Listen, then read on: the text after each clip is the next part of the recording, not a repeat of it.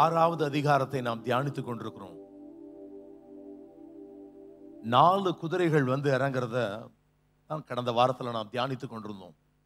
வெள்ளை குதிரை, சிவப்பு குதிரை, கருப்பு குதிரை, மங்கின நிறமுள்ள ஒரு குதிரை என்று சொல்லி 4 குதிரைகளை வேதாகமத்தில் நாம் பார்த்து கொண்டு வந்தோம். ஆண்டவருடைய நாம மகிமைப்படுவதாக. ஆனால் எல்லாவற்றின் மத்தியில் வார்த்தை நமக்கு சுட்டிக்கு இந்த 4 குதிரைகளும் மகா உபத்திரவ காலத்தின் அடையாளங்கள். ஆகையால் நாம் ஜெபிக்க வேண்டும். வார்த்தை நமக்கு சுட்டிக்கு நாம் ஜெபிக்க வேண்டும். மகா உபத்திரவத்தின் அடையாளங்கள் அவைகள். உலகத்தால் கரைபடாதபடிக்கு ஆண்டவரை என்னை காத்துக்கொள்ளும் என்று சொல்லி நாம் ஒவ்வொரு நாளும் ஜெபிக்க வேண்டியது அவசியம். பிரியமானவர்களே, எதிர்பார்த்து கொண்டிருக்கிற பயங்கரமான உபத்திரவத்தை இந்த பகுதி நமக்கு சுட்டி காட்டுகிறது. ஜனங்கள் சாவதற்கு என்ன பண்ணுவாங்க? ஆசைப்படுவார்கள். ஆனா என்ன பண்ண முடியாது? சாக முடியாது. வார்த்தைகள் ஆனா நம்ம எச்சரிப்பு அடைய வேண்டும். வேதவசனம் அதைத்தான் நமக்கு சுட்டி காட்டுகிற காரியம் அதுதான். ஜனங்கள் சாவதற்கு என்ன பண்ணுவாங்களா? ஆசைப்படுவார்கள். ஆனா என்ன பண்ண முடியாது? சாக முடியாது. அப்படிப்பட்ட சூழ்நிலைகள், அவ்வளவு கொடூரமான நாட்களுக்குள்ளாக தேசம் போக என்ன பண்ணப்பட்டிருக்குது. இன்னைக்கு எல்லா நிலைகளும் நம்ம அதை தான் நாம் தியானித்துக் கொண்டு வருகிறோம். இந்த 6வது அதிகாரம் நமக்கு சுட்டி காட்டுகிற காரியம் என்ன?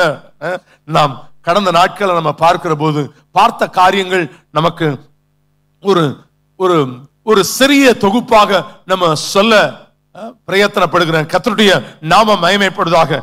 எல்லா காரியங்களுக்கு பின்பு வெள்ளை குதிரை என்ன பண்ணுது? அங்க அந்த முத்திரைகள் உடைக்கப்படுது. 7 முத்திரைகள் என்ன பண்ணப்படுகிறது? உடைக்கப்படுகிறது. சிங்காசனத்துல உட்கார்ந்து இருக்கிறவருடைய கைகள் என்ன இருக்குது? ஒரு புஸ்தக சுருள். அங்க இதை யாரையா ஓபன் பண்ணுவா? அப்போஸ்தலன் என்ன பண்ணுகிறான்? அழுகிறார் அந்த இடத்துல. இதை யார் திறக்க முடியும் அப்படின்னும் போது அங்க யார் ஓபன் பண்றாத? ஆட்டுக்குட்டியானவர், அடிக்கப்பட்ட ஆட்டுக்குட்டியானவர் அந்த இடத்துல ஒவ்வொரு முத்திரையாத உடைக்க ஆரம்பிக்கிறார். இந்த பகுதியை நீங்க வாசித்து பார்க்கும்போது இந்த 6வது அதிகாரத்துல 6 முத்திரைகள் உடைக்கப்படுகிறத நம்ம அந்த பகுதி நமக்கு சொல்லப்பட்டிருக்குது. 8வது அதிகாரம் முதல் வசனத்துல 7வது முத்திரை என்ன பண்ணப்படுது? அதுல நீங்க காணப்படுகிறது. டோட்டலா இந்த 7 முத்திரைகள் நம்ம பார்க்கும் பொழுது பார்க்கிறோம். இது எல்லாமே மகா உபத்திரவத்தின் அடையாளங்கள். இது முடிஞ்சா அடுத்தது என்ன வரப்போகுது அப்படின்னு சொன்னா 7 எக்காலங்கள் என்ன பண்ணும்? ஒவ்வொரு எக்காலம் ஊதும் போதும் பயங்கரமான காரியங்கள் இந்த உலகத்துல நடக்க ஆரம்பிக்கும். அது முடிஞ்சா என்ன நடக்கும்? கோபாக்கினை கலசங்கள், 7 கோபாக்கினை கலசங்கள் என்னப்படும்? இந்த பூமியில ஊற்றப்படும். இப்படிப்பட்ட நிகழ்வுகள் இந்த வேதாகமத்தில் நீங்க வாசித்து பார்க்கிற போது 13 அதிகாரங்கள், 13 சாப்டர்ஸ் விசேஷமா எதை பத்தி தான் மாத்திரம் சொல்லப்பட்டிருக்கு அப்படின்னு சொன்னா, நம்ம வாசிக்கிற இந்த 6வது அதிகாரம் தொடங்கி 18ஆம் அதிகாரம் வரைக்கும் அப்படியே வந்தீங்கன்னா அத்தனை அதிகாரங்களும் நமக்கு எதை சொல்லி கொடுக்கிறதுனா அந்தி கிறிஸ்துவனுடைய ஆட்சி இந்த பூமியில இருக்கும். ஆனா அந்த வேளையில நான் இப்படிதான் விசுவாசிக்கிறேன், நீங்களும் நானும் அவரோடு கூட மத்திய ஆகாயத்தில் அவரோடு கூட விருந்துல உட்கார்ந்துருப்போம். மணவாளனாகிய இயேசு கிறிஸ்துவோடு கூட என்ன பண்ணிருப்போம்? அங்க அமர்ந்திருப்போம். ஆனா இங்க பயங்கரங்கள். ஒரு பக்கம் அங்க என்ன டார்ச்சர் நடந்துகிட்டு இருக்கும் இந்த பூமியில, அந்தி கிறிஸ்து அப்படியே ஒவ்வொருத்தரையும், அதாவது உலகத்தினுடைய கொடூரமான நாட்கள் அந்த 7 வருஷங்கள் இந்த பூமியில் என்ன பண்ணப்பட்டிருக்கும்? நடந்து கொண்டிருக்கிற காட்சிகள் தான் இப்ப நம்ம வாசித்துக் கொண்டு வருகிற பகுதிகள். நீங்களும் நானும் ஜாக்கிரதையா இந்த நாட்கள்ல நமக்கு இந்த பூமியில தேவன் நியமித்த நாள் வரைக்கும் உண்மையா வாழ்ந்து அவர்கிட்ட ஓடி போயிடணும். அதுதான் ரொம்ப இல்ல அவரது வருகை இன்றைக்கே வரும் அப்படின்னு சொன்னா நான் அவரை எதிர்கொள்வதற்கு நான் ஆயத்தமா இருக்க வேண்டும். அப்புறம் ஒரு நாள் வராது. இதுவே அனுக்கிரக காலம், இதுவே ரட்சணிய நாள். அல்லேலூயா, ஸ்தோத்திரிக்கிறோம். நம்மளை தகுதிப்படுத்தணும். பிரதர் சொல்லும்போது சொன்னாங்க இந்த வருஷ கடைசியில 2 நாட்கள் 29, 30 2 நாட்கள் ஞாபகம் வச்சுக்கோங்க. ஏன் இப்படிப்பட்ட காரியங்கள்? இந்த புதிய வருஷத்துக்குள்ள போறதுக்குள்ள இன்னும் என்கிட்ட இருக்கக்கூடிய வேண்டாத வைராக்கியங்கள் எல்லாம் என்ன பண்ணணும்? அழித்து போட வேண்டும். எல்லாமே என்ன பண்ணணும்? அப்படிப்பட்ட களிம்புகள் என்ன பண்ணணும்? சுத்தம் பண்ணப்படணும். இன்னும் நானும் வீண் வைராக்கியத்தோடு கூட இன்னும் நான் உங்க கூட என்ன பண்ண மாட்டேன், பேசவே மாட்டேன். இன்னும் உங்க கூட என்ன பண்ண மாட்டேன், இந்த குடும்பத்தோடு கூட என்ன பண்ண மாட்டேன். அப்படியே இருந்தோம்னு சொன்னா நாளை தினம் இயேசு வருவாருன்னு சொன்னா உன்னையும் என்னையும் ஏற்றுக்கொள்வாரா என்கிற காரியத்துல நீங்களும் நானும் அதி ஜாக்கிரதையாக காணப்பட வேண்டியது மிகவும் முக்கியம். பிரியமானவர்களே, ஆகவே தான் இந்த வசனங்களை நம்ம ஜாக்கிரதையாக நாம் தியானித்துக் கொண்டு வருகிறோம். நிறைய காரியங்கள்ல நம்ம ஒருவேளை ஆண்டு என்ன நான் இந்த தேவ சன்னிதானத்திலிருந்து தாழ்த்தி சொல்லுவேன் சொன்னா, நிறைய சுவிசேஷ கூட்டங்களுக்கு போய் கொண்டிருக்கிறேன். வார நாட்கள்ல போகிறேன். நிறைய காரியங்கள் கூப்பிடுகிறதுடைய காரியம் என்ன, ஹீலிங்ஸ், இன்னும் விடுதலை கூட்டங்கள்ல பேசுவதற்காக என்ன பண்ணுவோம் அங்க. இல்ல ஒருவேளை இயேசு அழைக்கிறார்ல, எப்படி பார்த்தாலும் மாசத்துல 3 இயேசு அழைக்கிறார், அங்கெல்லாம் போயிட்டு நம்ம வெளிப்படுத்தல பேசிட்டு இருக்க முடியுமா? இல்ல. அந்த இடத்துல அங்க என்னன்னா வர அநேக புறஜாதி மக்கள், இயேசுவை அறியாத மக்கள் வரும்போது அங்க நம்ம சொல்லுவோம், எல்லாம் வருத்தப்பட்டு பாரம் சுமக்கிறவர்களே நீங்கள் எல்லாரும் என்னிடத்துல வாருங்கள், இயேசு அன்புள்ளவர். உங்களுக்கு அது வெளியில இருக்கிறவங்களுக்கு சுவிசேஷம் வந்து ரட்சிக்கப்பட்டு உள்ள வந்துட்டா அடுத்த ஸ்டடிக்குள்ள போகணும். இன்னும் நீங்க பால் உண்கிற குழந்தைய போலவே இருப்பீங்கன்னு சொன்னா, அதுதான் இங்க வார்த்தை சொல்ல, புருஷர் ஆயாச்சு, இன்னும் அடுத்த லெவல்ல வளர்ந்தாச்சு, 10 வருஷம் ஆச்சு சபையில, இன்னும் யாருக்கிட்ட போய் மண்டைய நீட்டி எனக்கு தீர்க்க தரிசனம் சொல்லணும், அந்த தீர்க்கதரிசி டிவியில சொல்றாரு, அப்படியே பார்த்தோன்னா ஒளிஞ்சிரும், வாழ்க்கை அப்படியே முடிஞ்சு போயிடும். அடுத்த லெவலுக்கு வரணும். ஐயோ, அவர்கிட்ட மண்டைய நீட்டினா தான் அந்த ஊருக்கு போய் இங்க என்ன பண்ணாலும் இன்னும் வாழ்க்கையில வைராக்கியத்தை, வீண் வைராக்கியத்தை வச்சுட்டு எந்த இடத்துக்கு போனாலும் சரி, உலகத்தின் எந்த மூலைக்கு போனாலும் சரி, ஆனா நமக்கு என்ன பண்ணாது, எதுவும் நடக்காது. ஆனா நம்ம வாழ்க்கையில முதல்ல மாறணும். என்னுடைய வாழ்க்கையில தேவ சன்னிதானத்துல ஒப்பு கொடுங்க, உங்க அறை வீட்டை பூட்டி முழங்கால் படியிடுங்க, கர்த்தர் உங்களோடு கூட பேசுவா, கர்த்தர் உங்களுக்கு தரிசனங்களை கர்த்தர் தருவா. நீங்க உட்காரும் பொழுது கர்த்தர் உங்களுக்கு விடுதலையை கர்த்தர் தருவதற்கு என் தேவன் அவர் வல்லமை உள்ளவராக இருக்கிறார், செய்வார் என்பதில் சந்தேகம் கிடையவே கிடையாது. ஆண்டவருடைய நாம மகிமைப்படுவதாக. எல்லாவற்றிலும் தேவன் நம்மை எல்லா நிலைகளிலும் நம்ம பலப்படுத்தி உங்களுக்கு எனக்கும் சகாயம் செய்வதற்கு என் தேவன் அவர் வல்லமை உள்ளவராக இருக்கிறார். ஆண்டவருடைய நாம மகிமைப்படுவதாக. எல்லா காரியங்களிலும் தேவன் அதிசயங்களை செய்கிறவர், அவர் உங்களுக்கு அற்புதங்களை கர்த்தர் கொண்டு வருகிறவர். ஆண்டவருடைய நாமம் மகிமைப்படுவதாக. இனி நமக்கு இருக்கக்கூடிய நாட்களை சரியாக உபயோகப்படுத்திக் கொள்ள வேண்டும். இப்போ அந்த முத்திரையை யாருப்பா உடைப்பா அப்படின்னா, அங்க முதலாவது முத்திரை உடைக்கப்படுது. முத்திரையை உடைச்சா அந்த புஸ்தகத்திலிருந்து முதல் முத்திரை உடைக்கப்படும் பொழுது என்ன வருது, அந்த இடத்துல ஒரு காட்சி வருது. எது வருது? அங்க ஒரு வெள்ளை குதிரையை பார்க்கிறோம். அவன் கைகள்ல என்ன இருக்குது? வில் இருக்குது, ஆனா அம்பு இல்லை. ஆனா அவன் யார்? அந்த மனிதன் யார்? அவன் தான் அந்தி கிறிஸ்து. ஆனா எல்லா முழு உலகத்துக்கும் சமாதானம் சமாதானம் சமாதானம்னு என்ன பண்ணுவான்? அவன் வருவான். பார்க்கறதுக்கோ நல்லா தான் இருக்கும். அவனுடைய காட்சி பார்த்தீங்கன்னா அகோரமாலாம் இருக்காது. அவன் எப்படி வரணும்னு நினைப்பான்? இயேசுவ மாதிரியே என்ன பண்ணணும்?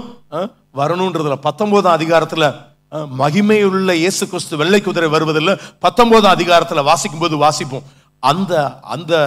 அந்த செட்டப்பை யார் ஃபாலோ பண்ணுவா? இவர் ஃபாலோ பண்ணி வரும்போது முழு உலகமும் என்ன யோசிப்பாங்க? இவர் தான் மேசியாவோ அப்படின்னு சொல்லி யூதர்கள் முதற்கொண்டு அவ்வளவு பேரும் அவன் காலடியில விழுந்து கிடக்கிற காட்சி. ஏன்னா அப்படிப்பட்ட ஒரு மாய்மாலத்தை என்ன பண்ணுவான்? ஒவ்வொருவர் மத்தியில கொண்டு வருவான்.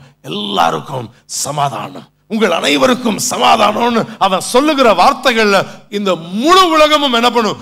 ஒரே நாடு ஒரே நாணயம் என்கிற நிலைமையில என்ன பண்ண ஆரம்பிக்கும்? இந்த முழு உலகமும் காணப்படும். அந்தி கிறிஸ்துவனுடைய ஆரம்பம் அப்படிதான் இருக்கும். பார்க்கறதுக்கு அப்படியே இந்த முழு சாப்பாட்டையும் வச்சுட்டு என்ன பண்ணுவாங்களாம், கொஞ்சம் கொஞ்சமா என்ன ஒரே ஒரு சொட்டு விஷம் வச்சுட்டா உடனடியா சாக முடியாது. என்ன பண்ணணும்? கொஞ்சம் கொஞ்சமா செத்துக்கிட்டு இருப்போம். அந்த லெவல்ல தான் அவனுடைய பாய்சனிங் அப்படிதான் இருக்கும். கொஞ்சம் கொஞ்சமா நம்முடைய வாழ்க்கைய நம்ம செய்ய வேண்டிய காரியம். ஆனா இப்போ நமக்கு ஒரு குதிரை இன்னைக்கு நம்ம கைகள்ல. நம்ம வேதத்தை நீங்க வாசித்து பார்ப்பீங்க அப்படின்னு சொன்னா, ஒரு வசனத்தை வாசித்து பாருங்கள். வேத வசனம் நமக்கு என்ன சொல்லப்பட்டிருக்கிற காரியம் என்ன?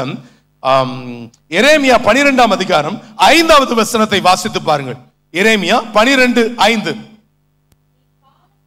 காலாட்களோடே ஓடும்போதே உன்னை இழக்க பண்ணினார். நீ காலாட்களோடே ஓடும்போதே உன்னை இழக்க பண்ணினார்களானால் குதிரைகளோடு எப்படி சேர்ந்து ஓடுவாய்? குதிரைகளோடு எப்படி சேர்ந்து ஓடுவாய்? சமாதானம் உள்ள தேசத்திலே நீ அடைக்கலம் தேடினால் யோர்தான் பிரவாகித்து வரும்போது நீ என்ன செய்வாய்? இங்க வார்த்தை நமக்கு சுட்டிக்கால்.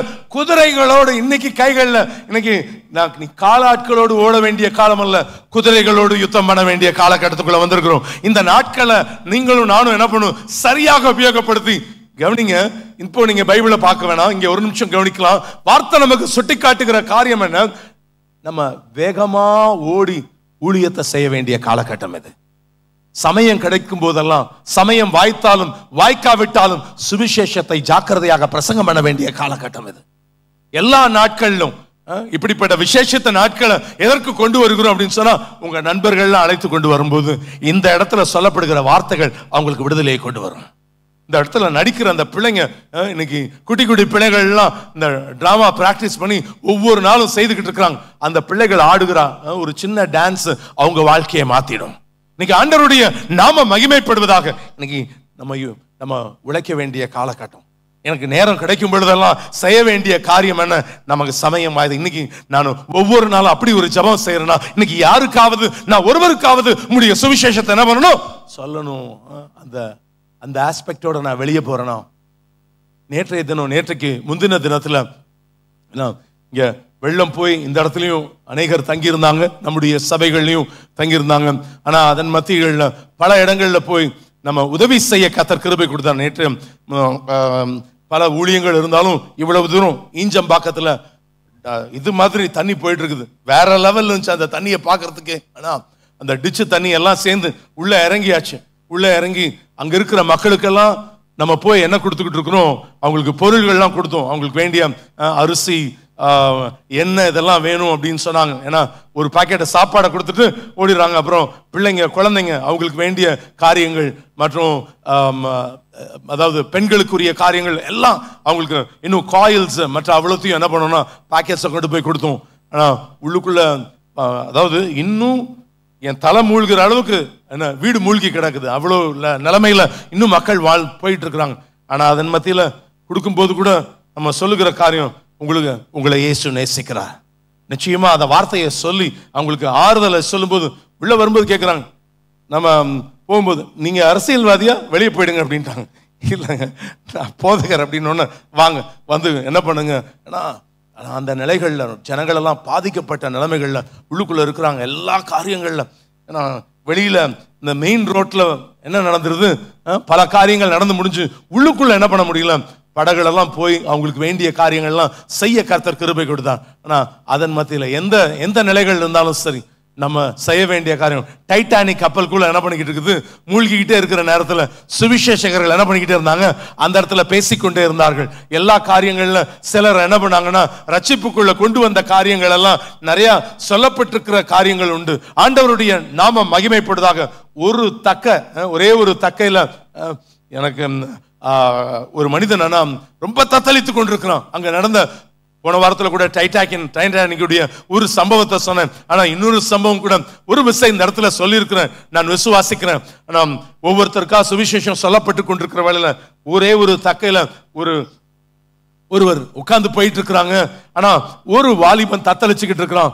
தத்தளிச்சு கொண்டிருக்கும் போது, தம்பி உனக்கு இயேசுவை பற்றி அறிந்திருக்கிறாயா, அவர் யாருன்னே தெரியாதுன்னு சொன்ன அவனுக்கு அந்த வேளையில அந்த ஃப்ரீசிங் கோல்டுல அவனுக்கு சில வார்த்தைகளை அவர் சொல்ல ஆரம்பித்தார். நீ இந்த தக்கையில ஏறு, நான் உனக்கு ஒரு சில வார்த்தைகளை சொல்றேன்னு கடைசி நிமிடங்கள்ல சொல்லி அவனை ரட்சிப்பின் வார்த்தைகளை சொல்லி அறிக்கை ஜெபத்தை செய்ய வைத்து முடிக்கும் போது கீழே சத்தியம் சொல்லிக்கிட்டு இருந்தவன் அப்படியே ஃப்ரீஸ் ஆகி செத்து போயிட்டார். ஆனா அதற்கு பிறகு இந்த தக்கையில உட்கார்ந்து இருந்தவன் அப்படியே அவன் தப்பி பிழைச்சு வெளியே வந்து, ஆனா இன்னைக்கு உலகம் முழுசும் அவன் சாட்சியை சொன்னான். என்ன சொன்னானா, எனக்காக இந்த உலகத்துல 2 பேர் மரித்திருக்கிறார்கள். ஒருவர் ஆண்டவராகிய இயேசு கிறிஸ்து, இரண்டாவது எனக்கு டைட்டானிக் கப்பல்ல எனக்கு தக்கையை கொடுத்து உதவி செய்த அந்த மனிதன் என்று சொல்லி எத்தனை பேருக்கு தத்தளித்து கொண்டிருக்கிற எத்தனை ஜனங்களுக்கு என்ன பண்ணிக்கிட்டு இருக்கிறோம், நான் சுவிசேஷத்தை சொல்லிக் கொண்டிருக்கிறோம். வெள்ளை குதிரையில வேகமாக ஓடி சுவிசேஷத்தை சொல்ல வேண்டிய இந்த நாட்கள்ல நீங்களும் நானும் காணப்பட்டு கொண்டிருக்கிறோம். ஜாக்கிரதையாக இருப்பது மிகுந்த அவசியம். பிரியமானவர்களே, ஆண்டவருடைய நாம மகிமைப்படுவதாக. வேதவசனம் அதை நமக்கு அதிகமாக சுட்டிக்காட்டுகிற காரியம் அதுதான். எல்லா நிலைகளில் தேவன் நம்மை ஆசீர்வதிப்பாராக. தேவனுடைய நாமம் மகிமைப்படுவதாக. மாத்திரமல்ல, அடுத்ததாக இந்த வெள்ளை குதிரை முடிஞ்சு அவன் எல்லா இடத்திலும் சமாதானம்னு ஒரு போலியான ஒரு காரியத்தை சொல்லிக்கிட்டு இருப்பான். அதாவது என்ன நடக்கும் அப்படின்னு சொன்னா, வாசிங்க அடுத்த காரியத்தை நம்ம வாசிக்கலாம். 3வது 4வது வசனங்களை வாசிக்க கேட்கலாம். அவன் 2வது முத்திரையை உடைத்த போது நீ வந்து பார் என்று சொல்ல கேட்டேன். அப்பொழுது வேறொரு குதிரை புறப்பட்டது. அப்பொழுது சிவப்பான வேறொரு குதிரை புறப்பட்டது. அதன் மேல் ஏறி இருந்தவனுக்கு பூமியில் உள்ளவர்கள் ஒருவரை ஒருவர் கொலை செய்யத்தக்கதாக, அதன் மேல் ஏறி இருந்தவனுக்கு பூமியில் உள்ளவர்கள் ஒருவரை ஒருவர் கொலை செய்யத்தக்கதாக சமாதானத்தை பூமியிலிருந்து எடுத்து போடும்படியான, நல்லா கவனிங்க, சமாதானத்தை பூமியிலிருந்து எடுத்து போடும்படியான அதிகாரம் கொடுக்கப்பட்டது. ஒரு பெரிய பட்டயம் அவனுக்கு கொடுக்கப்பட்டது. அவன் கையில என்னங்க இருக்குது? ஒரு பெரிய பட்டயமும் காணப்படுகிறது. சிவப்பு குதிரை. இரண்டாவது காரியம் எதை காண்பிக்கிறதுனா, ரத்தம் சிந்துதலை காண்பிக்கிற காரியம். இது யுத்தத்தினுடைய அடையாளம். பூமியின் மீது எங்கும் இந்த யுத்த குதிரையான சிவப்பு குதிரை என்ன பண்ணுதுன்னா வேகமா செல்லும். இது எதற்கு அடையாளம்னா, இந்த முழு உலகமும் எப்படி காணப்படும்? யுத்த பூமியாக மாறும். அதாவது பூமியில் உள்ள சமாதானத்தை, அங்க என்ன வார்த்தை சொல்லப்படுது? பூமியில் உள்ள சமாதானத்தை எடுத்து போடும்படியான அதிகாரம் சிவப்பு குதிரையின் மேல் இருந்தவனுக்கு கொடுக்கப்பட்டது என்பதாக நாம் வாசிக்கிறோம். நான் முன்பே கூறினேன், முதல் குதிரையில உட்கார்ந்து இருந்தவன் சமாதானத்தை தருவேன் என்று சொல்லுகிற போலியான ஒருவன். அதான் அடுத்தது இந்த குதிரையில வருகிறவன், அவன் அடுத்தது வரும் பொழுது முழு உலகத்திலையும் அவன் என்ன பண்ணுவான்? இது ஒரு யுத்த களமாக மாறும், யுத்த பூமியா. இப்பயே யுத்தம் நடந்துகிட்டு தானே இருக்குது. இதெல்லாம் அடையாளங்கள் எல்லாம். அதாவது அந்தி கிறிஸ்து வந்தாச்சு. அந்தி கிறிஸ்துவனுடைய ஆவிகள் இதெல்லாம் என்னது? அந்தி கிறிஸ்துவனுடைய ஆவிகள். எல்லா காரியங்கள்ல நம்ம அந்தி கிறிஸ்து வேற, அந்தி கிறிஸ்துவனுடைய ஆவி வேற. சொல்லுங்க, அந்தி கிறிஸ்து, அந்தி கிறிஸ்துவனுடைய ஆவி வேற. இன்னைக்கு அந்த ஆவியை கொஞ்சம் கொஞ்சமா என்ன பண்ணுவான்? ஜனங்களுக்குள்ள இன்ஜெக்ட் பண்ணுவான். சமீபத்தில் பார்த்த ஒரு பாடல் ஒண்ணு, 43 crores 430 மில்லியன் வியூஸ் வந்துச்சு. என்ன பாட்டு அப்படின்னு சொன்னா, why this கொலவெறிடி அப்படின்னு ஒரு பாட்டு அப்படி வந்துச்சு. ஆனா பாத்தீங்கன்னா 43 கோடி மக்கள் என்ன பண்ணிருக்கிறாங்க? குட்டி பிள்ளைங்கெல்லாம் 5 வயசு குழந்தை பாடிக்கிட்டு why this கொலவெறி என்ன தெரியுதோ தெரியல, ஆனா என்ன பாடிட்டு இருக்குது? அந்த ஆவியை என்ன பண்ணுது? இந்த குழந்தைகள் இருந்து என்ன பண்ண ஆரம்பிக்கிறான்? அதெல்லாம் அதாவது 1000 மடங்கு அந்த ஸ்பிரிட் ஆஃப் ஆன்டி கிரைஸ்ட், அந்தி கிறிஸ்துவனுடைய ஆவி. அப்படிப்பட்ட நிலைகள்ல என்ன பண்ணுவான்? ஜனங்களுக்குள்ள இன்ஜெக்ட் பண்றான் அப்படிப்பட்ட காரியங்களை. ஏன்னா எல்லாம் வெறுப்புணர்ச்சியை கொண்டு வந்து ஜனங்களுக்குள்ளாக அப்படிப்பட்ட காரியங்களை உள்ள விதைக்கிற இப்படிப்பட்ட ஆவிகள் என்ன பண்ணிக்கிட்டு இருக்குதுன்னா அவன் கொண்டு வரான். நீங்களும் நானும் ஜாக்கிரதையாக இருக்க வேண்டியது மிகுந்த அவசியம். போலியான ஒரு மாய்மாலமான ஒரு காட்சியாக அப்படி வெள்ளை குதிரையில வந்தவன் டக்குன்னு அடுத்த சீன் மாறுது. என்ன நடக்க ஆரம்பிக்குது? அந்த இடத்துல எல்லாமே என்ன நடக்குது? யுத்தங்கள். ஆர்மகெடான் யுத்தம் பயங்கரமா நடக்கும். அதாவது இங்க சில இடங்கள்ல நடக்கிற ரஷ்யாவில் யுத்தம், அங்க இஸ்ரேல்ல யுத்தம். ஐயா ஜெபிக்கும் பொழுது ஜெபித்துக் கொண்டிருந்தாங்க. இன்னும் பலவிதமான காரியங்கள். ஆனா அதிபயங்கரங்கள் நடக்க ஆரம்பிக்கும். ரத்த பூமி அப்படின்னு சொன்னா நீங்க இந்த சில எக்ஸ்க்ளூசிவா நீங்க அந்த காட்சியை பார்க்கலாம். இந்த இடத்துல நீங்க நம்ம இப்போ வெள்ளம் வந்த போது என்ன பண்ணுச்சு? தண்ணீர் ஓடுனது போல என்ன ஓட ஆரம்பிக்கும்? ரத்தம் ஓடும். அப்படிப்பட்ட நிலைமைகள்ல கொடூரங்கள் தேசங்கள்ல காணப்படும் பிரியமா. ஆனா அதற்காக தான் சொல்கிறோம், அதற்கு முன்பாக நீங்களும் நானும் தப்பி என் இயேசு ராஜாவோடு கூட அமர்ந்திருக்கணும். ஹல்லேலூயா. ஆண்டவருடைய நாம மகிமைப்படுவதாக. இந்த கோலத்துல இருந்து இந்த இப்படிப்பட்ட நிலைகள்ல நாம் காணப்படாதபடிக்கு கர்த்தர் உங்களை என்னையும் மீட்டுக் கொள்வதற்கு தேவன் கிருபை தருவாராக. ஆண்டவருடைய நாம மகிமைப்படுவதாக.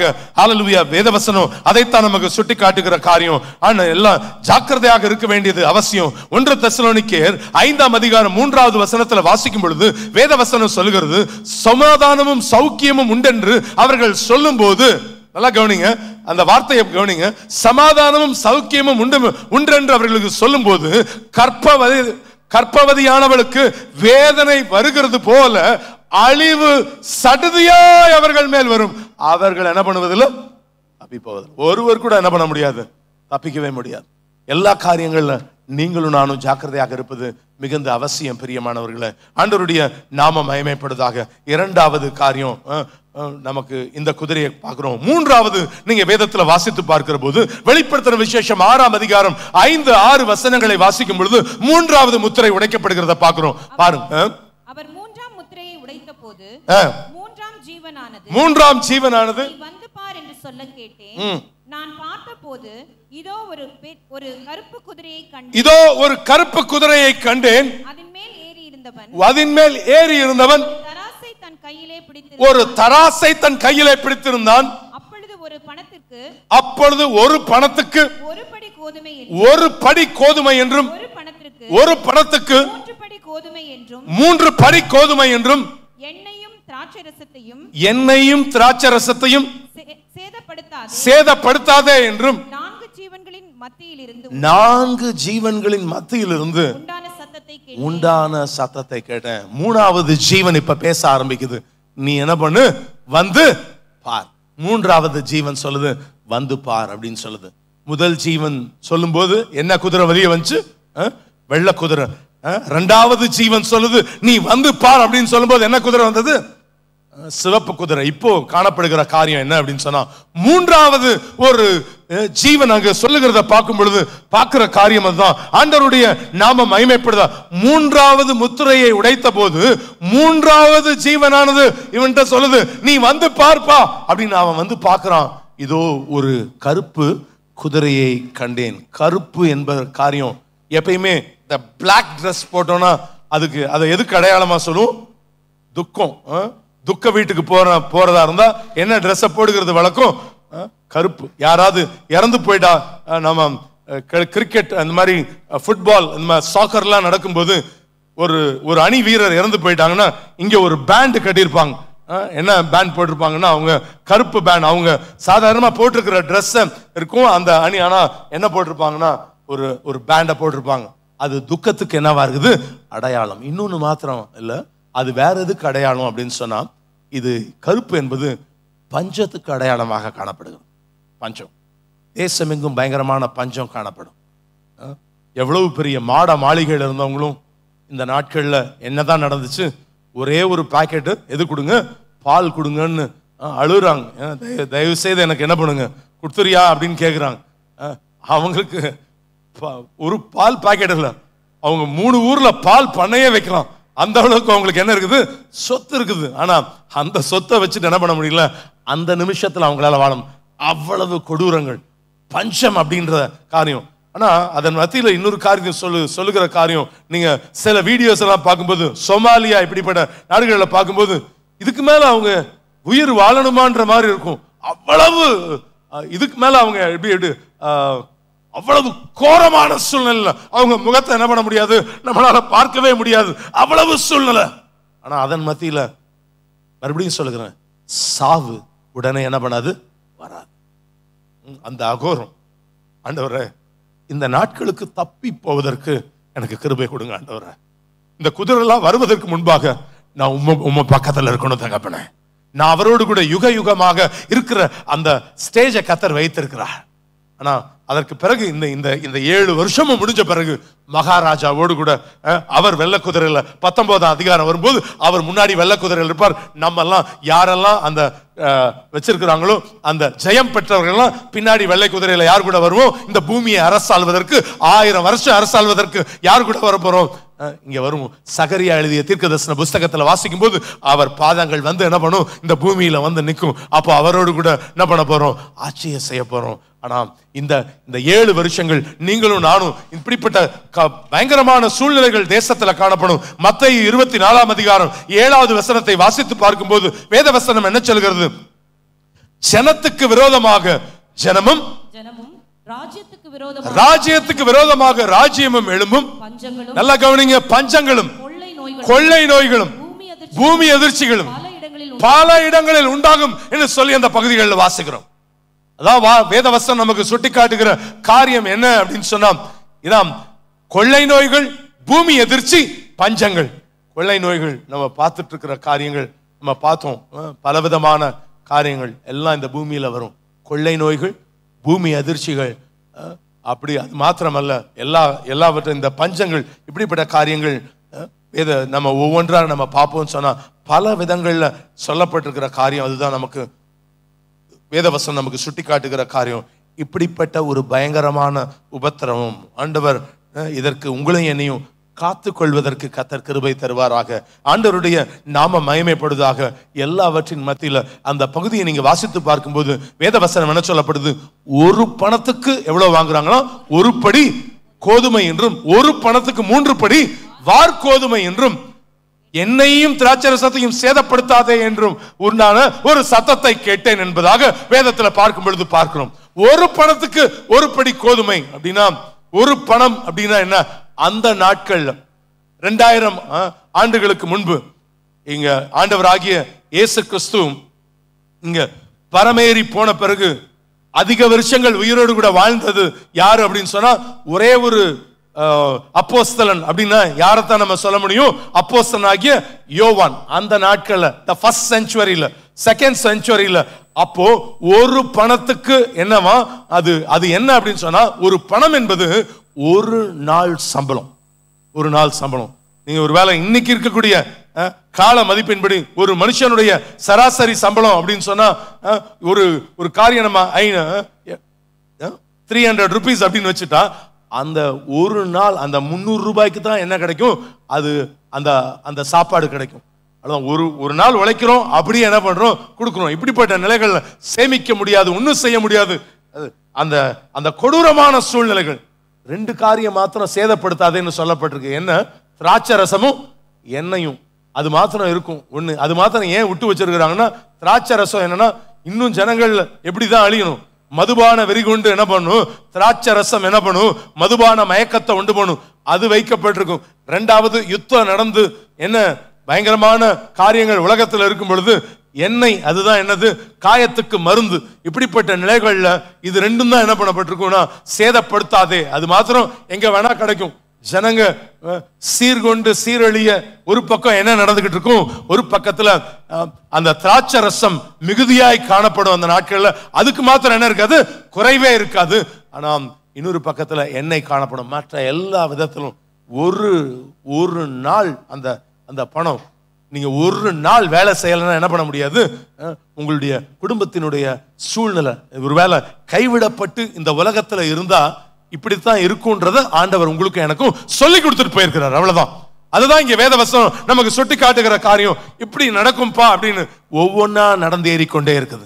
Everything is happening. எல்லாமே என்ன பண்ணிட்டு இருக்குது? வேதத்தின் கூற்றுப்படி என்ன பண்ணிட்டே இருக்குதுன்னா, அப்படியே தத்ரூபமாக நடந்து கொண்டிருக்கிற காட்சியை நம்ம பார்த்து கொண்டிருக்கிறோம். நீங்களும் நானும் ஜாக்கிரதையாக இருப்பது அவசியம். எல்லாவற்றின் மத்தியில் நீங்களும் நானும் ஜாக்கிரதையாக இருப்பது அவசியம். ஆண்டவருடைய நாம மகிமைப்படுவதாக. ஜனங்க கதறாங்க.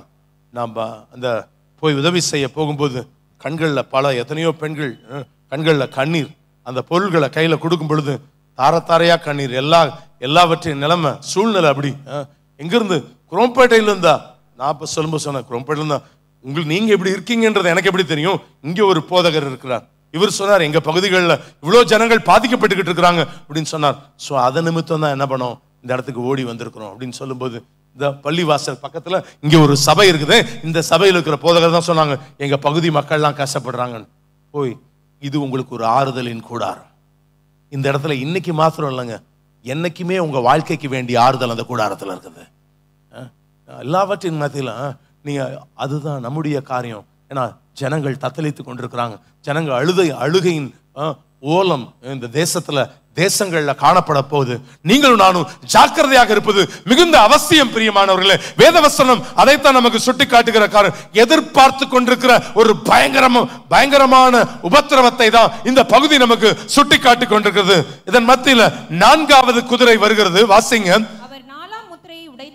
அவன் 4வது குதிரை முத்திரையை உடைத்த போது 4ஆம் ஜீவனானது நீ வந்து பார் என்னும் சொல்லும் சத்தத்தை கேட்டேன். நான் பார்த்த பொழுது இதோ மங்கின நிறமுள்ள ஒரு குதிரையை கண்டேன். அதன் மேல் ஏறி இருந்தவனுக்கு அவனுக்கு மரணம் என்று பெயர். பாதாளம் அவன் பின் சென்றது. பட்டயத்தினாலும் பஞ்சத்தினாலும், நல்லா கவனிங்க, பட்டயத்தினாலும் பஞ்சத்தினாலும் சாவினாலும் பூமியின் துஷ்ட மிருகங்களினாலும்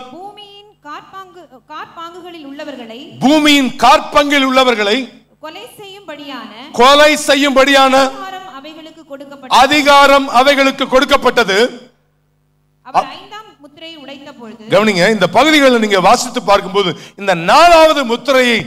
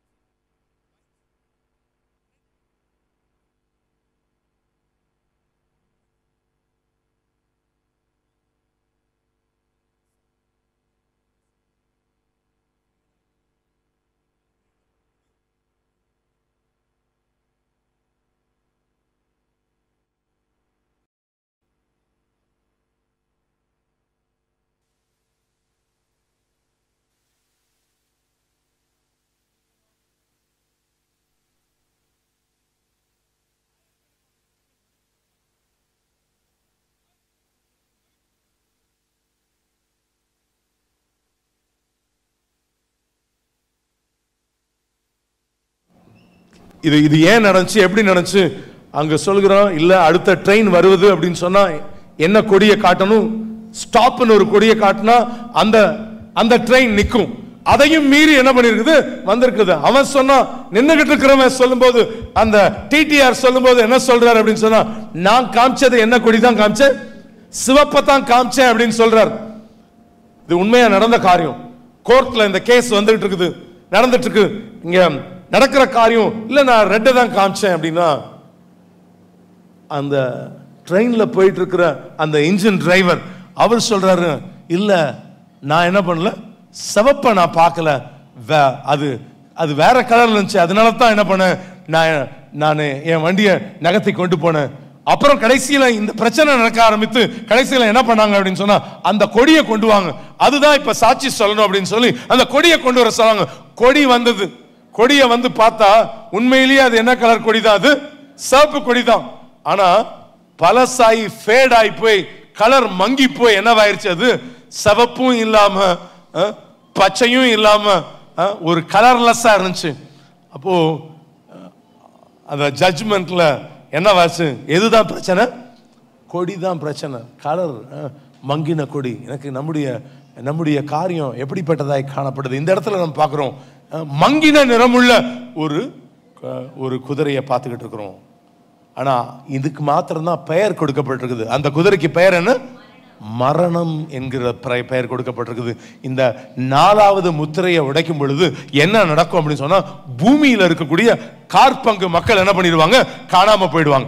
எல்லா ஜனங்களும் என்ன காணாம போயிடுவாங்கன்னா என்னவாயிருவாங்க, மரித்து போவார்கள்னு நமக்கு சுட்டி காட்டுகிற காரியம் அதுதான். வார்த்தைகள் அதுதான் நமக்கு சொல்லப்பட்டிருக்கிற காரியம். எல்லாம் இந்த அதன் மேல் ஏறி இருந்தவனுக்கு மரணம் என்று பெயர், பாதாளம் அவன் பின் சென்றது, பட்டயத்தினாலும் பஞ்சத்தினாலும் சாவினாலும் பூமியின் துஷ்ட மிருகங்களினாலும் பூமியில் உள்ள காற்பங்கில் உள்ளவர்களை கொலை செய்யும்படியான அதிகாரம் கொடுக்கப்பட்டது.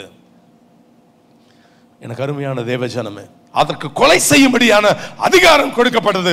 அந்த குதிரையினுடைய காலகட்டம் அப்படியாக காணப்படும். 4வது குதிரையினுடைய காலகட்டம் பயங்கரமான சூழ்நிலைகள், தேசத்தினுடைய அதிபயங்கரமான உபத்திரவத்தினுடைய காலகட்டங்களாக நாம் வேதத்தில் பார்க்கும்போது பார்க்கிறோம். நீங்களும் நானும் ஜாக்கிரதையாக இருக்க வேண்டியது அவசியம். இப்படி நம்ம பார்த்து கொண்டு இதன் மத்தியில் பயங்கரமான மரணங்களை அந்த பகுதி நமக்கு சுட்டி காட்டுது. ஏன் இதை துணிகரமாக செயல்படுவான், ஏற்கனவே உங்களுக்கு சொல்லியிருக்கிறேன்.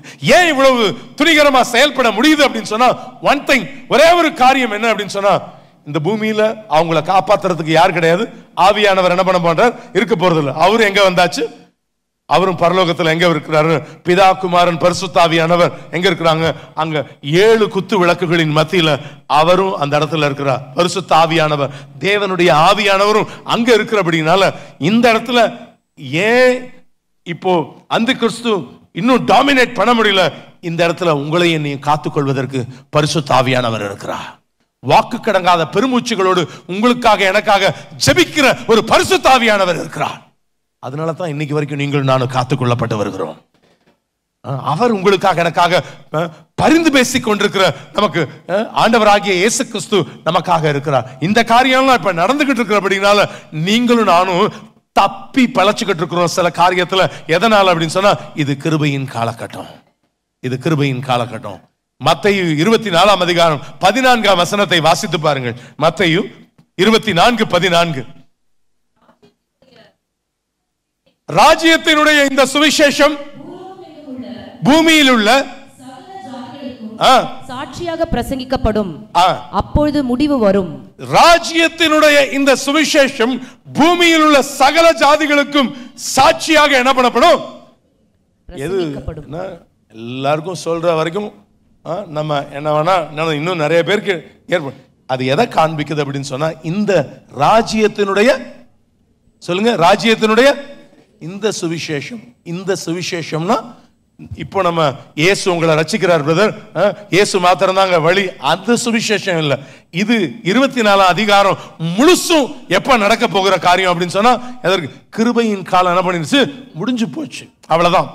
அல்லாஹ் கிருபையின் காலம் அது வரைக்கும் தான் உங்களுக்கு அப்படின்னு சொல்லுகிற வசனம். ஆனா இந்த மேடைகள்லயே வேற பரிசுத்தவான்கள்லாம் வந்து பேசும் பொழுது வித்தியாசமான வியாக்கியானங்கள் வரும்.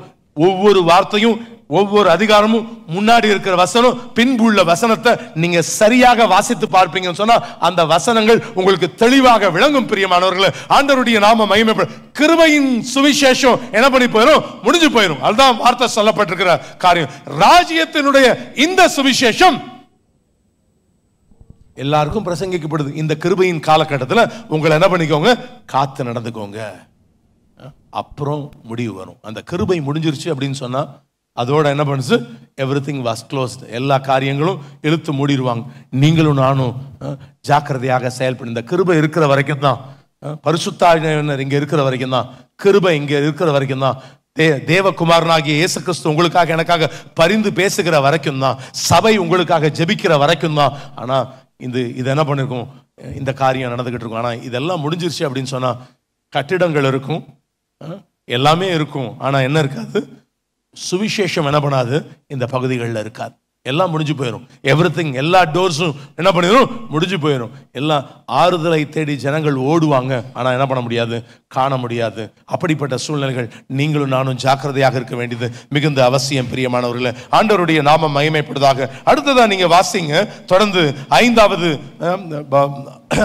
முத்திரையை நாம் வாசிக்க கேட்கலாம். அவர் 5ஆம் முத்திரையை உடைத்த பொழுது, அவர் 5வது முத்திரையை உடைத்த போது, தேவ வசனத்தின் நிமித்தமும் தாங்கள் கொடுத்த சாட்சியின் நிமித்தமும் கொல்லப்பட்டவர்களுடைய ஆத்துமாவை பலிபீடத்தின் கீழே கண்டேன். அவர்கள் பரிசுத்தமும் சத்தியமும் உள்ள ஆண்டவரே. கவனிங்க, இதை நம்ம தொடர்ந்து வாசிப்பதற்கு முன்பாக நீங்க கவனிக்கலாம் இந்த வார்த்தை. கவனிங்க, 5வது முத்திரையை உடைத்த போது என்ன சொல்லப்பட்டிருக்குது? தேவ வசனத்தின் நிமித்தமும் தாங்கள் கொடுத்த சாட்சியின் நிமித்தமும் கொல்லப்பட்டவர்களுடைய ஆத்துமாக்களை பலிபீடத்தின் கீழே கண்டேன் அப்படின்னு இருக்கு. இது என்ன வார்த்தை? 5வது முத்திரையை உடைத்த பொழுது தேவ வசனத்து நிமித்தமும். நல்லா கவனிங்க, கொஞ்சம் அப்படி இப்படின்னா உங்களுக்கு காரியங்கள் புரியாது. தேவ வசனத்து நிமித்தமும் தாங்கள் கொடுத்த சாட்சியின் நிமித்தமும் கொல்லப்பட்டவர்களுடைய ஆத்துமாக்களை எங்க கண்டு? பலிபீடத்தின் கீழே கண்டேன் அப்படின்னு சொல்லப்பட்டிருக்கிற வார்த்தை. What is number 5? 5வது முத்திரை உடைக்கப்படும் பொழுது அங்க வசனம் தெரியும். இங்க உட்கார்ந்து இருக்கிற எல்லாருக்குமே எது தெரியும்? என்ன தெரியும்? சத்தமா சொல்லுங்க. வசனம் தெரியும், சாட்சி தெரியும், தேவனுடைய அன்பு தெரியும். ஆனா பூரணம் இல்லாம இருந்தபடியினால அவங்க என்ன பண்ணிட்டாங்க? கைவிடப்பட்டிருக்கிறாங்க. அந்த வசனத்தை வைங்க, அந்த வார்த்தையை வைங்க பார்க்கலாம். அங்க வசனம் நமக்கு சொல்லப்பட்டிருக்கிற காரியம் என்ன? தாங்கள் கொடுத்த கொல்லப்பட்டவர்களுடைய ஆத்துமாக்களை ஆனா பூரணம் இல்லாம போயாச்சு. ஆனா இந்த நாட்கள்ல நம்ம அந்த சமயத்துல ஒரு வாஞ்சை ஏற்படுது. எப்படியாவது என்ன பண்ணணும்? நான் எங்க போயிடணும்? ஐயோ விட்டதை நான் பிடிக்கணும்பா அப்படின்னு சொல்லி என்ன பண்றேன்? அடுத்தது நான் முயற்சி பண்றேன். இந்த காரியங்களை அப்படியெல்லாம் வழி இருக்குதா அப்படின்னு சொன்னா எப்படி? இப்போ நடக்கிற 1-2 டார்ச்சரையே என்ன பண்ண முடியல? தாங்க முடியல. ஆனா ரத்த சாட்சியா மரிக்கிறவர்களை குறித்து அங்க சொல்லப்பட்டிருக்கிற காரியம் தான். அதாவது கொடூரம்னா அப்படின்னா அப்படிப்பட்ட டார்ச்சர்டு ஃபார் கிரைஸ்ட் எல்லாம். அதாவது ரிச்சர்ட் உம்பிராண்ட் அப்படின்னு சொல்லப்படும் ருமேனியாவில் ஒரு பெரிய எழுப்புதலை கொண்டு வந்தவர். ஆனா அப்படிப்பட்ட ஒரு பெரிய வைராக்கியம் இருக்கணும். ஆனா அது ஒரு கம்யூனிஸ்ட் நாடு. என்ன பண்றாங்கன்னா 20 பேர் சூழ்ந்திருந்து உன்னைய குளிக்க வைக்கிறேன்னு அவர் அப்படியே உட்கார வச்சு டைரக்டா அவர் மேல என்ன பண்றாங்க அப்படின்னா யூரின் பாஸ் பண்றாங்க அவர் மேல. 20 பேர் சூழ்ந்திருந்து அவர் மேல அவ்வளவு கொடூரமா என்ன பண்ணுகிறாருன்னா அந்த அறைக்குள்ளதான் நீ என்ன பண்ணும் இருக்க வைக்கிறாங்க. அதற்குள்ள இருந்து என்ன பண்ணிக்கிட்டு இருந்தாருன்னா அதன் மத்தியில ஜெபித்து கொண்டிருக்கிறார். அதன் மத்தியில ஜெபித்து கர்த்தருக்காக வைராக்கியமாக அப்படிப்பட்ட சூழ்நிலைகள். அதாவது ஒவ்வொரு பகுதியா வெட்டுவாங்களாம் அந்த நாட்கள்ல. நான் நடக்க போகிற காரியத்தை சொல்ல, நடந்த காரியத்தை சொல்லுகிறேன். ஒவ்வொரு அதாவது அவங்களுடைய உடம்பினுடைய ஒவ்வொரு பகுதியும் என்ன பண்ணுவாங்க? அறுத்து அறுத்து அறுத்து அவரை டார்ச்சர் பண்றாங்க. யார? ரிச்சர்ட் உம்பிராண்ட டார்ச்சர் பண்றாங்க. இயேசுவை மறுதளித்து விடு, இல்லைன்னா உன்னைய கொன்றுவோம் அப்படின்னு சொல்றாங்க. ஆனா ரிச்சர்ட் உம்பிராண்ட் என்ன பண்ணிட்டு இருக்கிறாரு? அவ்வளவு அவ்வளவு வைராக்கியத்தோட இருக்கிறார். இயேசுவின் மேல இருக்கிற ஒரு பெரிய தாகம் அவர் மேல. நான் இந்த வார்த்தையை மாத்திரம் தான் சொன்னேன். இந்த இடத்துல அவர் மேல அதாவது கழிவுகள் எல்லாமே என்ன பண்ணப்படுது, அவர் மேல கொட்டப்படுது. அவ்வளவு நாத்தத்தின் நடுவில் என்ன பண்ணுகிறார்னா பல நாட்கள் எல்லா சூழ்நிலைகள அது அதாவது அந்த அந்த அறை எப்படி இருக்குன்னா, நீங்க என்ன பண்ண முடியாது, தலையை கூட என்ன பண்ண முடியாது, தூக்க முடியாது. அப்படிப்பட்ட நிலைமைகள்ல இப்படியே தான் இருக்கணும், அந்த அறைக்குள்ளேயே தான் இருக்கணும். அங்க மலமும் அங்கதான், சாப்பாடு ஏதாவது ஒரு 2 துண்டு பிரெட்னா அது அதன் மத்தியில அந்த கொடூரத்தினுடைய சூழ்நிலைகள்ல தான் அவருடைய வாழ்க்கை இருந்துச்சு. அதன் மத்தியில இயேசுவின் மேல கொண்ட தீராத தாகம்.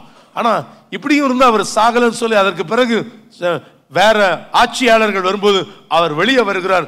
வந்த பிறகும் அந்த ஒரே ஒரு வேத புஸ்தகம் ஒவ்வொரு பக்கமா கிழிச்சு என்ன பண்றாருன்னா, ஒவ்வொரு பகுதிகள் என்ன பண்றாங்க, இருக்கிற நாட்கள்ல நான் என்ன செய்வேன், இயேசுவினுடைய சுவிசேஷத்தை அறிவிப்பேன்.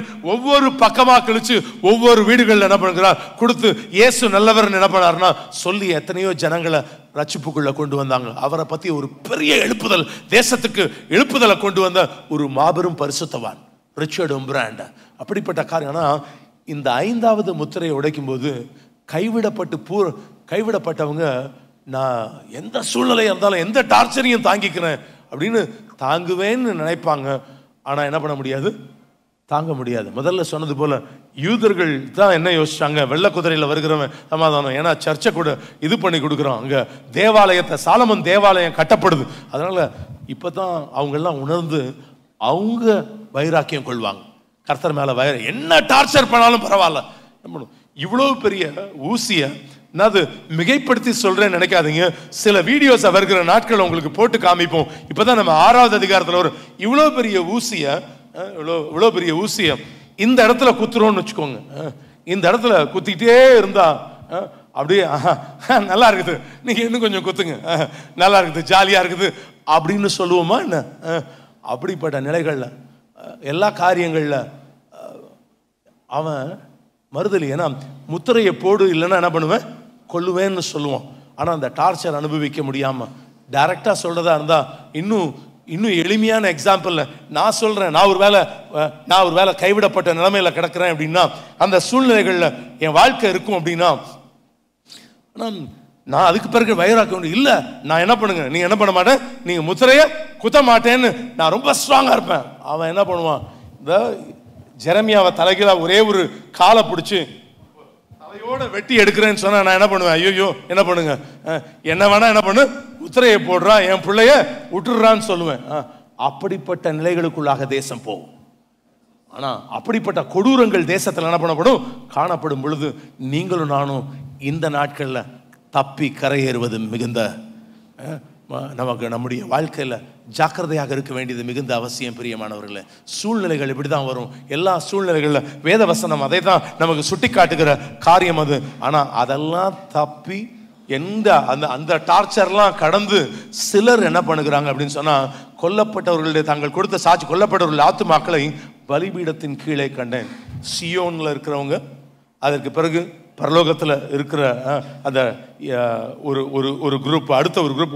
ஏன்னா எல்லாத்துக்குமே ஒரு போர்ஷன் வச்சிருக்கிறான். 1,44,000 பேர்.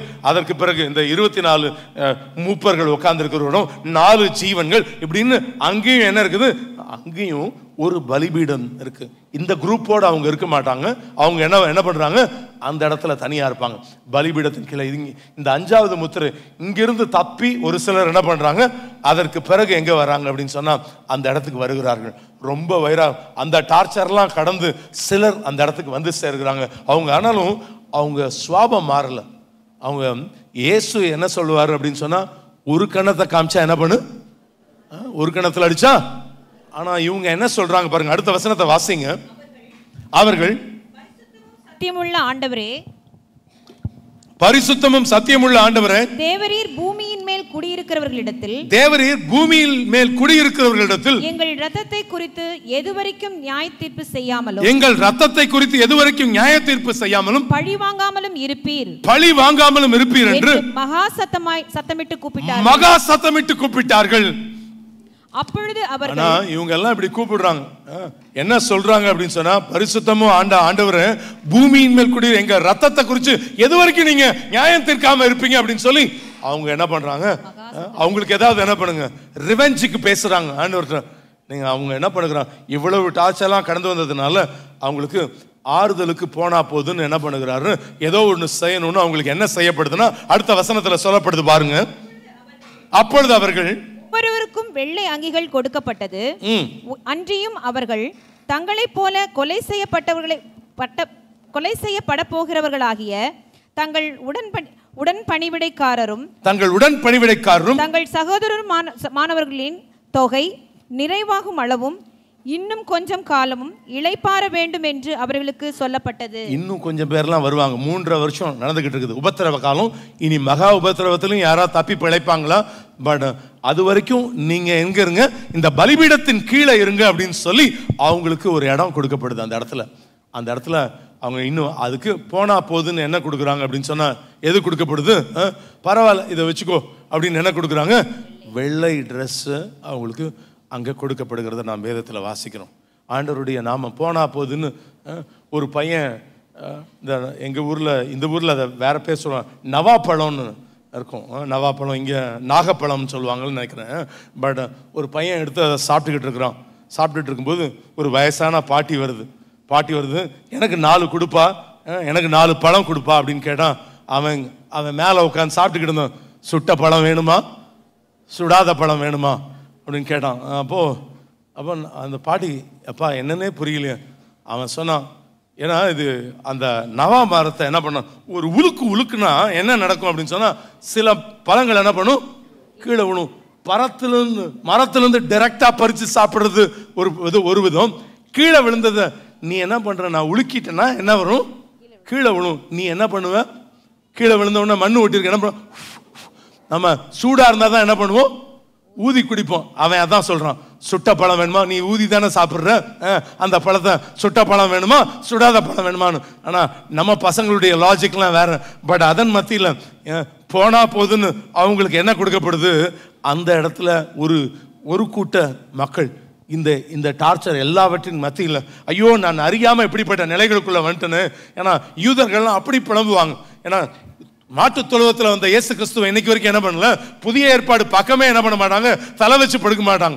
அப்படிப்பட்ட நிலைகள் இருக்கிறவங்களாம் அன்னைக்கு புரிஞ்சு என்ன பண்ணுவாங்கன்னா, என்ன டார்ச்சர் பண்ணாலும் என்ன பண்ணுவேன், இன்னைக்கு வரைக்கும் அவங்க வைராக்கியமா இயேசு சீக்கிரம் வரணும்னு நாங்கள் அங்கே போகும்போது முட்டி அழுதுகிட்டே இருக்கிறத பார்க்குற காட்சிகள்லாம் எப்படி இருக்கும்னா, அவ்வளோ பெரிய தாடியை வளர்த்துட்டு அவ்வளோ பெரிய முடியை சடை பின்னிட்டு என்ன பண்ணிட்டு இருக்காங்கன்னா, அந்த வெயிலிங் வாலில் இயேசு எப்போ பண்ணணும், ராஜாவா வரப்போறாருன்னு. ஆனால் அன்னைக்கு அவங்களுக்கு புரியும், ஐயோ இப்படிப்பட்ட நாட்களை மிஸ் பண்ணிட்டோமே, என்ன கொடூரத்தை அனுபவிச்சாலும் என்ன பண்ணுவேன், அனுபவித்து அப்படி ரத்த சாட்சிகளை என்ன பண்ணுவாங்கன்னா மறிக்கிற ஒரு கூட்டம் உண்டு. ஆனா அது வரைக்கும்லாம் போவேணாம், ஆண்டவரே இதற்கெல்லாம் தப்பி வாழ்வதற்கு எனக்கு நீங்க கிருபையை கொடுங்க, பலத்தை கொடுங்கன்னு கேட்பீங்கன்னா கர்த்தர் உங்களுக்கு பலத்தை தருவா. ஆண்டவருடைய நாமம் மகிமைப்படுவதாக. நீங்களும் நானும் ஜாக்கிரதையாக இருப்பது மிகுந்த அவசியம் பிரியமானவர்களே. ஆண்டவருடைய நாமம் மகிமைப்படுவதாக. கடந்த வாரம் சொன்னது போலவே கடைசியா ஒரே ஒரு வசனத்தை சொல்லி முடிக்கிறேன். லூக்கா 21:36 மாத்திரம் வாசித்து நம்ம முடிக்கலாம். லூக்கா 21:36. ஆகையால் இனி சம்பவிக்க போகிற இவைகளுக்கெல்லாம் நீங்கள் தப்பி மனுஷகுமாரனுக்கு முன்பாக நிற்க பாத்திரவான்களாக எண்ணப்படுவதற்கு எப்பொழுதும் ஜெபம் பண்ணி விழித்திருங்கள். கைகளை உயர்த்தி ஒரு அல்லேலூயா சொல்லுவோமா? பக்கத்துல யாராவது ஒருவர் கைப்பிடிச்சு சொல்ல இந்த வார்த்தையை நீங்க சொல்லுங்க. இனி சம்பவிக்க போகிற இவைகளுக்கெல்லாம் நீங்கள் தப்பி மனுஷகுமாரனுக்கு முன்பாக நிற்க பாத்திரவான்களாக எண்ணப்படுவதற்கு எப்பொழுதும் ஜெபம் பண்ணி விழித்திருங்கள். அப்படியே எழும்பி நிக்கலாமா? ஹல்லேலூயா, ஸ்தோத்திரிக்கிறோம் தகப்பனே. Thank you Lord. ஹல்லேலூயா, ஹல்லேலூயா, ஸ்தோத்திரிக்கிறோம். சகரியா அவர்கள் ஜெபித்து பாஸ்டர் ஹல்லேலூயா ஸ்தோத்திரிக்கிறோம். லெனார்ட் அவர்கள் ஆசீர்வாதம் கூறி முடிப்பார்கள். ஆனால் இதற்கு பிறகு இந்த இடத்துல நமக்கு ப்ராக்டிஸ் செஷன்ஸ்லாம் போகும். சரியாக நீங்கள் 5 மணி அப்படின்னா லேட்டா வந்தீங்கன்னா நிறைய பேரை கூட்டிட்டு வருவாங்க. அதனால பல விதமான ஒழுங்குகள் செய்யப்படுது. நீங்க தயவுசெய்து சரியான நேரத்துக்கு வரும்படியா கேட்டுக்கொள்கிறோம். இன்னும் டோக்கன்ஸ் வாங்கணும் அப்படின்னு சொன்னா கீழே நீங்க டோக்கன்ஸ் வாங்கலாம். ஐயோ அப்படின்னு சொன்ன அதனாலதான் நம்ம பல பல காரியங்கள் செஞ்சிருக்கிறோம். எல்லாம் சிக்கன் பிரியாணி, ஸ்வீட், இப்படிப்பட்ட காரியங்கள்லாம் ஒழுங்கு செய்யப்பட்டிருக்கு. ஆனால் வெஜிடேரியன்ஸ் சொன்னாங்க சிலர், அப்படின்றதுக்காக வெஜிடேரியன்ஸ் பேக்கெட்ஸும் ஒழுங்கு செய்யப்பட்டிருக்குது. ஆனால் நான் இன்னும் அந்த 20 ரூபாய் கொடுக்கறதுக்கு எனக்கு மனசு இல்லை அப்படின்னு சொன்னால் நம்ம ஒன்றும் பண்ண முடியாது. அதனால நீங்க தயவு செய்து அதை சில காரியங்கள் ஒழுங்கின் நிமித்தம் அதை நம்ம செய்யறோம். நீங்க அதை செய்வீங்கன்னு சொன்னா அது நிச்சயமா ஆசீர்வாதமா இருக்கும். 10 பேருக்காவது சொல்லி அழைத்து கொண்டு வாங்க. எதுக்கோ செலவு பண்றோம், ஒரு 10 பேரை கூப்பிடுறோம் அப்படின்னு சொன்னா நம்ம மேக்சிமம் எவ்வளவுதான் கொடுக்குறோம்? 200 ரூபாய் கொடுக்குறீங்களா? பட் அவ்வளவுதான் கொடுக்குறீங்க. பட் அதன் மத்தியில் இன்னொரு சைஃபரை சேர்த்தாதான் நமக்கு பிரியாணி கிடைக்கும். 2000 ரூபாய் ஆனாதான் நமக்கு அந்த பிரியாணி கிடைக்கும். பட் அதன் மத்தியில் நம்ம சில காரியங்களை நம்ம தியாகம் பண்ணி செய்யறது, அது நமக்கு ஒரு பெரிய ஆசீர்வாதத்தை கொண்டு வரும். நீங்க விதைங்க, இங்க நீர் பாய்ச்சப்படும். விளைய செய்கிற கர்த்தர் பெரிய காரியங்களை செய்வாராக. ஓவர் டு பாஸ். நல்ல வார்த்தைகளுக்காக கரங்களை தட்டுவோமா? எல்லா கரங்களை தட்டி என்ன தொடர்ந்து ஒவ்வொரு வாரமும் வெளிப்படுத்த விசேஷத்தே சொல்றாருன்னு சொல்லி கேள்விப்படுகிறீங்களா? இல்லைங்க, இது கடைசி காலத்துக்குரிய செய்தி. இது கடைசி காலத்துக்குரிய செய்தியை கர்த்தருடைய தாசன் மூலமாக வெளிப்படுத்தி கொண்டு வருகிறார். ஆக இந்த நாட்கள்ல 5ஆம் முத்திரை வரைக்கும் நாம் பார்த்திருக்கிறோம். 1ஆம் முத்திரை போன வாரம் பார்த்தோம். இந்த வாரம் 4 முத்திரை உடைக்கப்பட்டது பார்த்தோம். அதற்குரிய விளக்கம் நிறைய சொன்னாங்க, கேள்விப்பட்டோம். ஆனா இதற்கெல்லாம் தப்பி நீங்களும் நான் மனுஷகுமாரனுக்கு முன்பாக நிற்க வேண்டும். எல்லாம் கண்களை மூடுவோம். ஹல்லேலூயா, ஹல்லேலூயா. சொல்லப்பட்ட வார்த்தையின் பிரகாரமாக ஆண்டவரே உமக்கு நன்றி என்று சொல்கிறோம். ஹல்லேலூயா. ஆகையால் இனி சம்பவிக்க போகிறவைகளுக்கெல்லாம் தப்பி மனுஷகுமாரனுக்கு முன்பாக நிற்க பாத்திரவான்களாக எண்ணப்படுவதற்கு நீங்கள் ஜாக்கிரதையா ஜெபம் பண்ணி ஜாக்கிரதையா விழித்திருங்கள். சொல்லப்பட்ட அந்த வார்த்தையின் பிரகாரமாக நாம் எல்லாம் விழித்திருப்போம். நன்றி தகப்பனே, நல்ல தகப்பனே. ஆஸ்வதிக்கப்பட்ட ஆராய்ச்சி வேலைக்காக நாங்கள் உங்களுக்கு நன்றி செலுத்துகிறோம். ஆண்டவரே, நல்ல பாடல்கள் பாடி கர்த்தருடைய நாமத்தை மகிமைப்படுத்துகிறோம். எங்கள் பிஷப் மூலமாக ஒரு சில வார்த்தைகளை கேட்டோம் ஐயா. தொடர்ந்து கர்த்தருடைய தாசனை கொண்டு கர்த்தாவே வெளிப்படுத்த விசேஷத்தில் 6வது அதிகாரத்தில் ஆண்டவரே இன்றைக்கு 4 முத்திரை உடைக்கிறதை குறித்து நாங்கள் கேள்விப்பட்டோம் ஐயா. அநேக காரியங்கள் ரகசியமான ஆழமான வார்த்தைகளை கேட்கக்கூடிய கிருபை தந்தீர். அதற்காக நன்றி. இதிலிருந்து நாங்கள் என்ன கற்றுக்கொண்டோம் என்று சொன்னா ஆண்டவரே இன்னொரு நிலைக்கு நாங்கள் கடந்து செல்ல வேண்டும்.